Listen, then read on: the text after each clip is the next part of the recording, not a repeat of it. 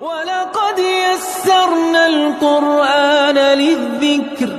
فَهَلْ مِن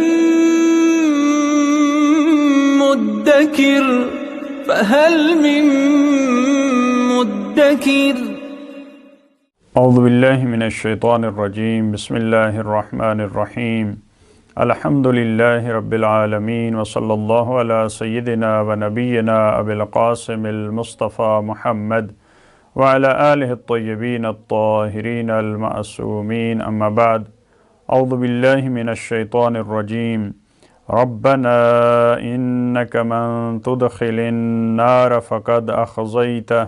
وما للظالمین من انصار صدق اللہ العلی العظیم۔ سورہ آل عمران کی آخری آیات میں پروردگار عالم نے اولی الالباب کے صفات کو، ان کی خصوصیات کو اور ان کی مناجات کو بہترین انداز میں بیان فرمایا۔ ان کی دلی کیفیت،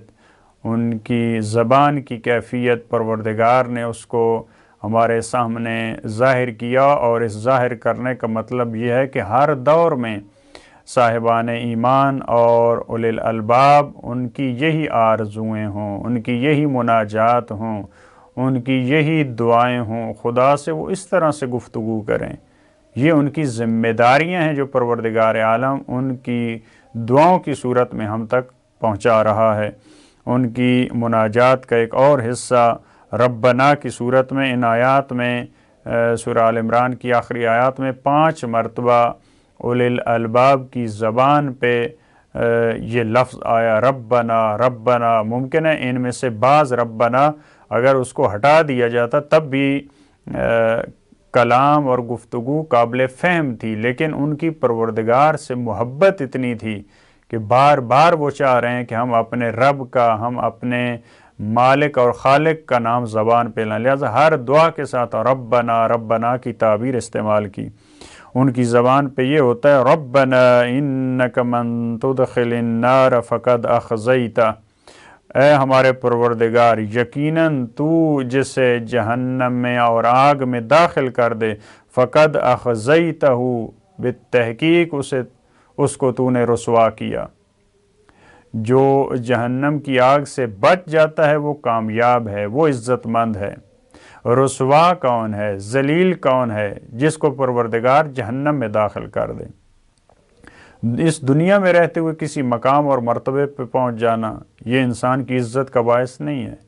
انسان اگر جہنم کی آگ سے بچ جائے تو اس کا مطلب ہے یہ انسان عزیز ہے۔ اس کو پروردگار عالم نے رسوا نہیں کیا، اور یہ اولی الالباب کی گفتگو سے معلوم ہے کہ جہنم میں داخل کرنا، اس سے بچانا، ذلیل کرنا، عزیز کرنا، رسوا کرنا، یہ سب پروردگار عالم کے اختیار میں ہیں۔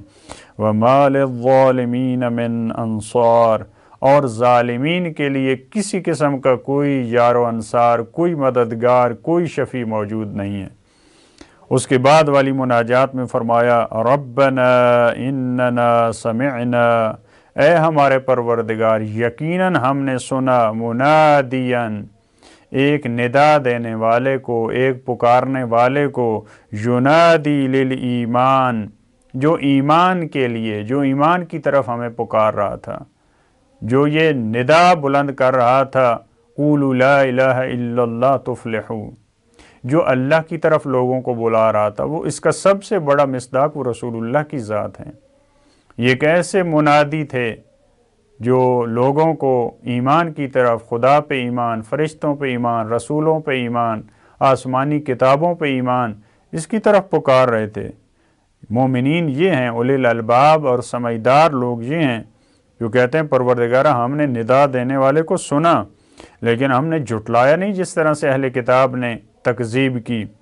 ان آمنوا بربکم فآمنا، یہ ان تفسیر کر رہے، اس ندا کیا تھی اس منادی کی؟ وہ منادی یہ کہہ رہا تھا کہ تم ایمان لاؤ اپنے پروردگار پر، فآمنا، ہم نے فوری طور پہ اس کے سامنے ہم جھک گئے اور ایمان لائے۔ پھر ان کی مناجات میں ربنا کا لفظ، ربنا فاغفر لنا ذنوبنا، پروردگارہ ہم اس منادی کی آواز پہ لبیک کہتے ہوئے ایمان لائے، لیکن ہماری زندگی میں خطائیں ہیں،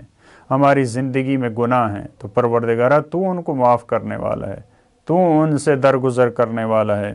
ہمارے گناہوں کو معاف فرما دے۔ وَكَفِّرْ عَنَّا سَيِّئَاتِنَا، اور ہماری خطاؤں پہ پردہ ڈال دے۔ یہاں پہ دو لفظ استعمال ہوئے، فَاغْفِرْ لَنَا ذُنُوبَنَا وَكَفِّرْ عَنَّا سَيِّئَاتِنَا۔ ممکن ہے یہ دونوں سیئات اور ذنوب جب الگ الگ استعمال ہوں تو گناہوں کے معنی میں استعمال ہوں،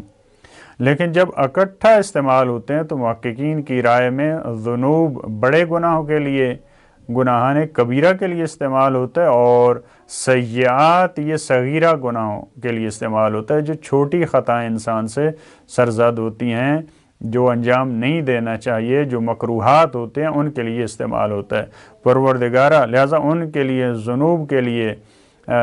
فَاغْفِرْ لَنَا کا لفظ استعمال ہوا، اور سیئات کے لیے وَكَفِّرْ عَنَّا، یعنی ان پہ پروردگارہ پردہ ڈال دے، ان کے معاملے میں ہم سے بہت دقیق حساب نہ لے، ان کے بارے میں ہم سے صرف نظر کر کے ہم ان سے نہیں بچ سکے۔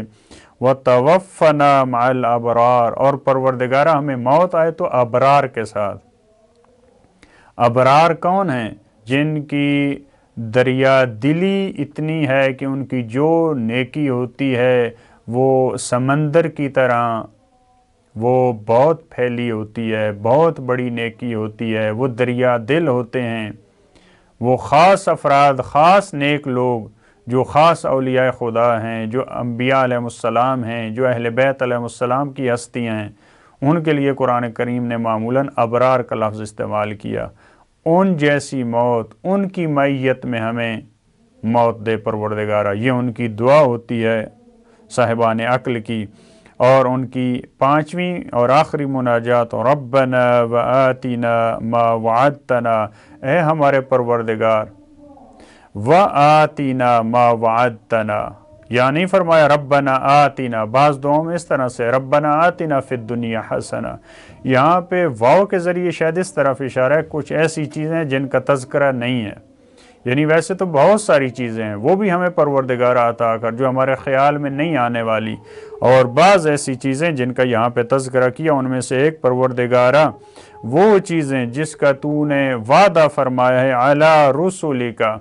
اپنے رسولوں سے جن چیزوں کا تو نے وعدہ کیا ہے پروردگارہ، کیونکہ جو رسولوں سے وعدہ ہے وہ بہت بڑے وعدے ہیں، وہ بہت بڑی نعمتیں ہیں، ان کو ممکن ہے یہ معلوم نہ ہو، لیکن یہ دعا کر سکتے ہیں پروردگارہ جو اپنے رسولوں سے تیرا وعدہ ہے وہی ہمیں بھی عطا کرنا۔